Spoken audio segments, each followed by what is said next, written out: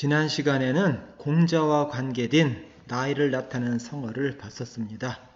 이번에는 공자와 관계되지 않은 일반적으로 쓰이는 성어를 보도록 하겠습니다.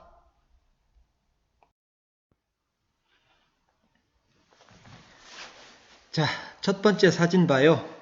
첫 번째 사진은 총각이라고 되어 있습니다. 총각. 옛날 중국이나 우리나라에서 결혼하지 않은 아이들은 머리를 양쪽으로 소나 염소 뿔처럼 묶었대요. 그래서 그걸 갖다가 묶을 총자에다가 뿔각자 써서 총각이라고 했습니다. 총각. 그런데 조선시대 와서는 남자나 여자나 두 번째 사진처럼 댕기머리를 땄습니다. 머리를 안 잘랐어요.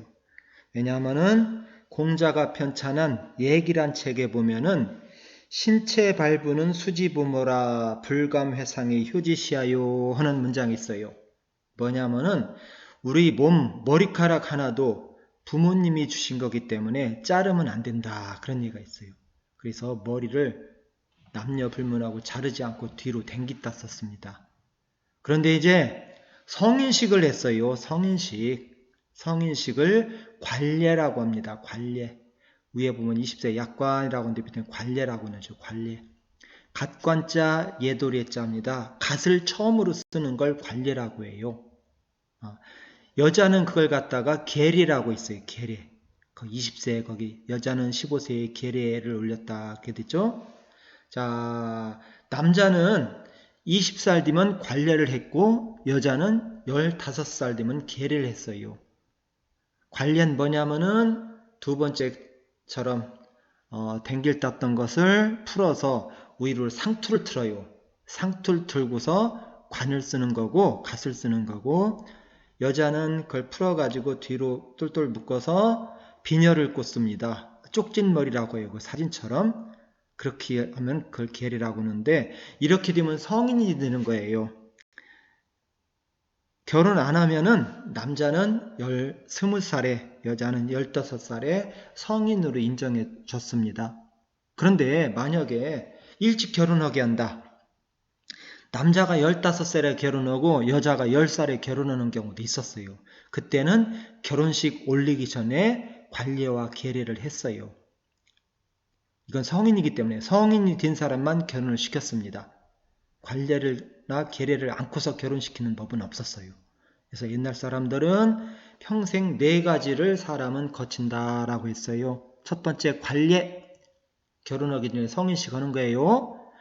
성인식 한 사람이 혼례를 할 수 있어요. 혼례, 결혼을 하자 혼례. 그 다음에 사람이 죽으면 상례를 치러줍니다. 장례.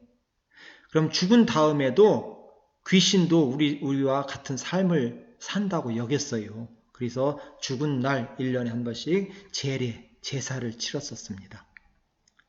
자, 그래서 20살 돼서 남자는 여자는 15살 돼서 어떤 성인식 치르게 되는데 그래서 남자 나이 20살을 약관이라고 했습니다. 약할 약자에다가 갓관자예요. 여러분들은 그 보조자료에서 그 파란색으로 한 거 갓관곤 써내야 됩니다. 빈칸으로 되어 있죠. 그래서 20세를 전후한 남자 20세 관례를 하던 데서 유래해서 남자 나이 20세를 약관이라고 하고 여자는 그때 나이를 제일 밑에 봐요. 방년이라고 했습니다. 방년.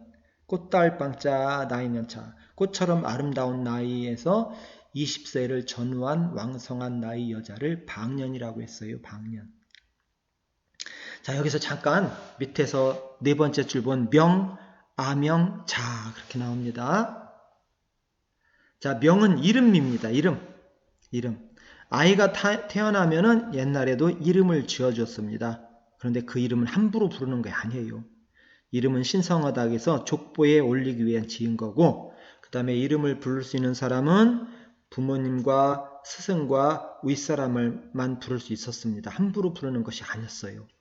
그럼 이름을 못 부르면 아이 때는 어떻게 할까요? 아이 때 아무렇게나 부를 수 있는 아명이라는 게 있었어요. 아이야자 이름명자. 아이 때 부르던 이름을 아명이라고 합니다. 귀한 집 자식일수록 아명을 1000억에 줬대요. 개똥이 소똥이 이런 식으로. 왜? 이름이 멋있으면은 귀신이 질투해서 잡아간다라고 믿었기 때문에 개똥이 소똥이 있어요. 양반집 아이가 개똥이 나면 개똥이 도령님 밥 먹으셔요 이렇게 부르는 거예요. 아무나 부를 수 있는 거예요. 근데 성인식 했는데도 어른에게 개똥이 하면 말이 안 되잖아요. 그래서 성인식 할 때, 즉 관례를 할 때 새로운 이름을 지어주는데 그것을 자라고 했습니다. 자라고 써놨죠. 성인식 때 지어준 이름입니다. 그래서 그 다음에 여긴 안 써놨지만은 나이가 지긋하게 들면은 자기가 스스로 호라는 걸 쳐서 불렀습니다. 퇴계 이황 할 때 퇴계 뭐 그런 식이로요. 자, 여기서는 여러분들이 20세 전후의 남자를 뭐라고 하느냐, 20세를 약관, 여자 20세 전후의 나이를 방년, 이 두 가지만 알아두면 되겠습니다.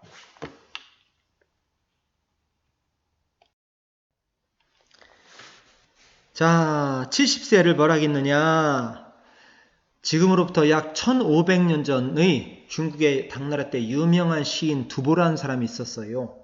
두보가 지은 곡강이란 시에 그런 구절이 나와요. 인생 70 고래히라고요. 사람이 70까지 생 사는 것은, 인생 70, 사람이 70까지 사는 것은 고래, 옛고자 올래자인데 옛날 이래로부터 희박했다, 드물었다. 조선시대 평균 수명이 35살이었대요. 그 다음에 의료시설을 최대한 잘 받고 영양가 있는 걸 잘 먹을 수 있었던 조선시대 왕 27명인데 왕의 평균 수명도 46살밖에 안 됐습니다. 1960년대 평균 수명, 우리나라 평균 수명은 53세, 80년대는 65세, 90년대는 71세. 여러분들 때는 100살이 넘을 겁니다. 그러나 1500년 전에 두보가 살았을 때는 70까지 사는 것은 진짜 힘들었답니다. 그래서 두보도 58세에 죽었습니다. 두보 귀족이었는데도요. 그래서 70세를 뭐라고 하느냐, 고희라고 했습니다. 고희. 그래서 70대면은 잔치를 여는 경우가 많습니다. 그걸 고희연이라고 합니다. 물론 요즘은 많이 안 해요. 왜? 70살 다 살기 때문에. 그래서 70을 고희라고 합니다. 자, 80은 그냥 팔순이라고 합니다. 팔순. 순자가 열흘 순자예요. 열흘. 8 곱하기 10 하면 80이죠. 80. 자, 여기서 잠깐 달력을 봐요.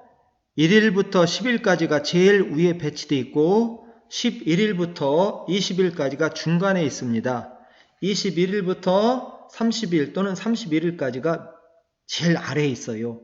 그래서 이걸 뭐라고 하느냐, 제일 위에 배치된 열흘이다 해서 상순, 그렇게 해요. 상순. 다른 말, 3월 상순엄은 3월 1일부터 10일까지를 보통 얘기합니다. 또는 처음에 배치된 열흘이다 해서 3월 초순이라고도 합니다. 초순.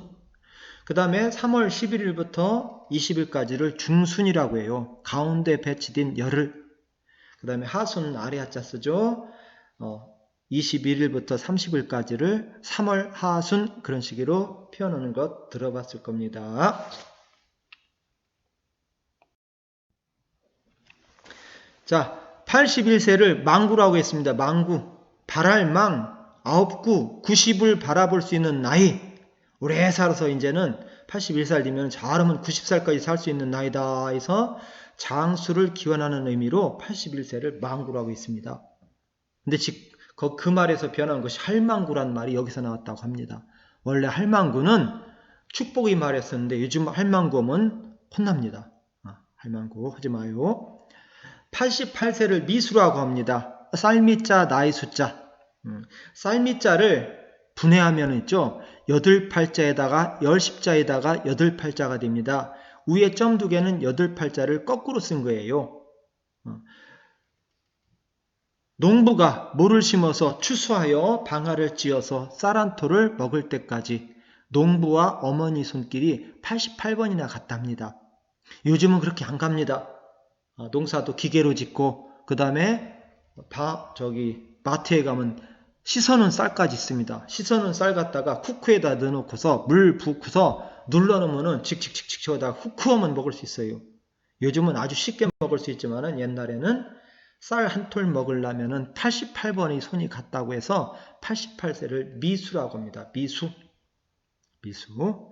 99세 그걸 백수라고 해요. 흰 백자에다 나이 숫자 써서 백수. 자, 밑에 볼게요.